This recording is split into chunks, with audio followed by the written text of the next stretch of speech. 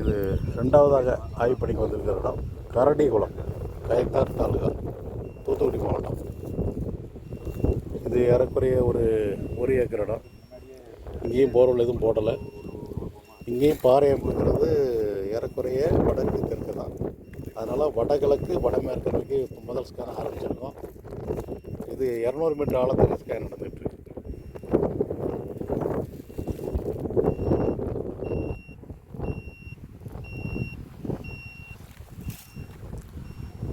கழுகுமலை வீட்டுமனையில் முதல் ஸ்கேன்லேயே 2 பாயிண்ட் அமைஞ்ச மாதிரி இங்கேயும் அமைஞ்சிட்டுனா இந்த ஒரு ஸ்கேனே போதும்.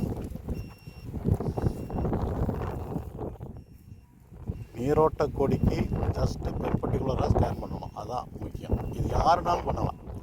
பாறை அப்போ ஃபஸ்ட்டு ஸ்டடி பண்ணணும். அதுக்கு பிறகு இது ஆப்ரேஷன்லாம் ரொம்ப ஈஸி. இதுக்கு பேரலெல்லாம் பைப்லைன் பூமிக்கெல்லாம் கிடக்கூடாது. அதே மாதிரி இதே திசையில் தெற்கையோ வடக்கையோ கிணறு, அந்த கிணறு விலகி தான் இருக்குது. அது இந்த ஸ்கேனில் அது பாதிக்காது. அதனால் இங்கேயும் உள்ளபடியான ரிசல்ட் வரும்.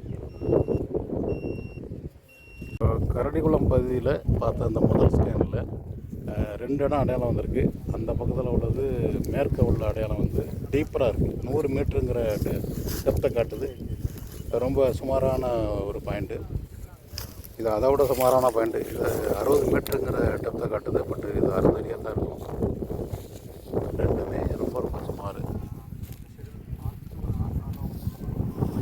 அதனால் 2வது ஸ்கேனுக்கு அங்கே தென்மேற்கு மூலையிலேருந்து, எனக்கு கொஞ்சம் இடம் கவராமல் இருக்குது, தென்மேற்கு மூலையிலேருந்து தென்கிழக்கு நோக்கி 2வது ஸ்கேன் பார்க்க போகிறோம்.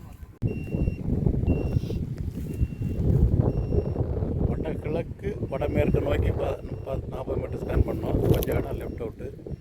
அது கவராகாத ஏரியாவை கவர் பண்ணுறதுக்காக தென்மேற்கு மூலையில் டிரான்ஸ்போர்ட்டர் கருவி இருக்குது. இங்கே தென்கிழக்கு நோக்கி 40 மீட்டர் லென்த்துக்கு 200 மீட்டர் ஆழத்துக்கு இது 2வது ஸ்கேன் நடந்துகிட்ருக்கு. முதல் ஸ்கேனில் 60 அடிக்குள்ளே ஒரு சுமாரான ரொம்ப சுமாரான அது பொருள் போடும்போது புகையை தான் போக வாய்ப்பு. அடுத்த 2வது மேற்கு பாயிண்ட்டுங்கிறது 100 மீட்டர் ஆழத்தில்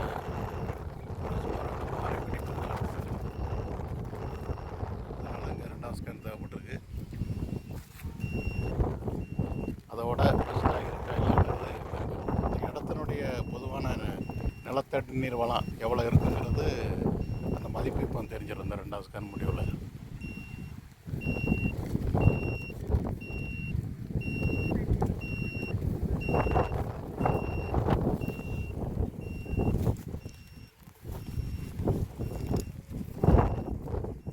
ஒவ்வொருத்தர் வைத்திருக்கிற நம்பிக்கை வேறு, கள நிலவரம் உள்ளபடியான உண்மை அது வேறு.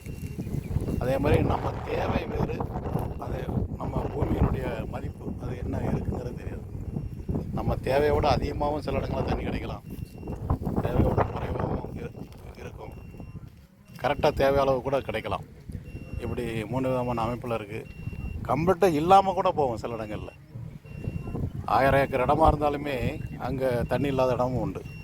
1995 ஹவுசானாலபுரம் ஏரியா, அங்கே ஒரு கிறிஸ்தவ சபையினுடைய இடம் 1000 ஏக்கர் இடம்.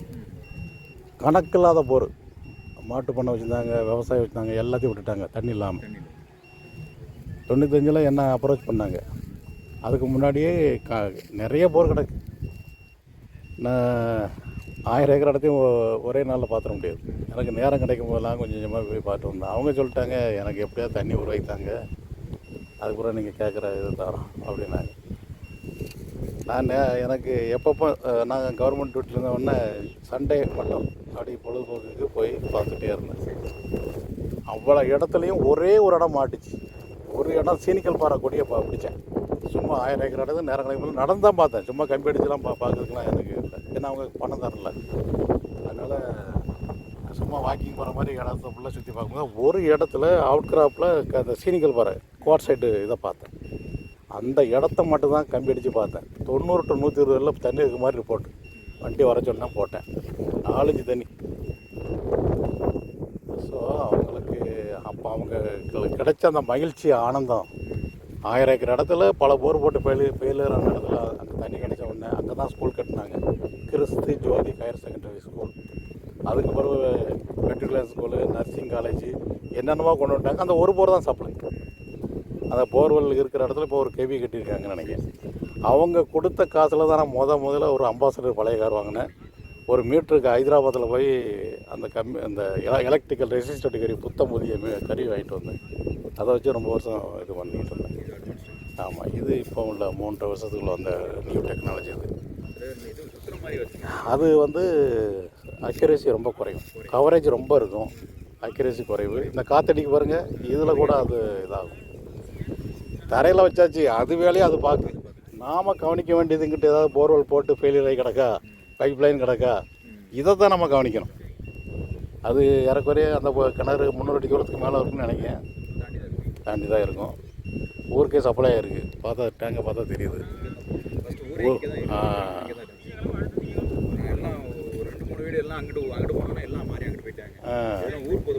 சரி சரி சரி.